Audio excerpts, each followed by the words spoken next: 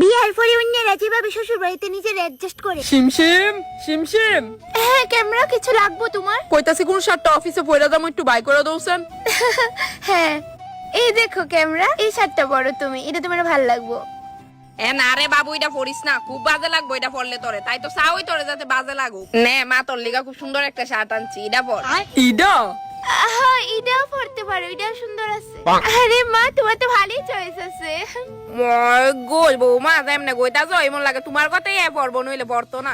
না মা, এরকম কিছু। দাগ এনে বাবু, ইডেই পর, এটা তোরে বেশ মানাইবো।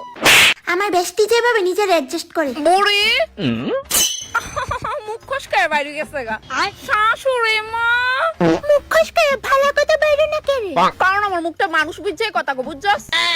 কি তুইছে বৌমা, ডাক্তার চোখে রে? আমার সানের লেগে জল বড়াইছেন নি? আমি বড়াইতাম বাবু, তোর বউরে কিছু কইতি না? তোমার এত বড় সাহস কেমনে হয় আমার মারে অর্ডার দেওয়ার? উঠ না, ওইটা মুষ্টি দি দইরা দে। আমার এত কইতে পারি, জান আমি আসি তো। আমি যাইতাছি বুড়াইতে। তাড়াতাড়ি গিয়ে বুড়া।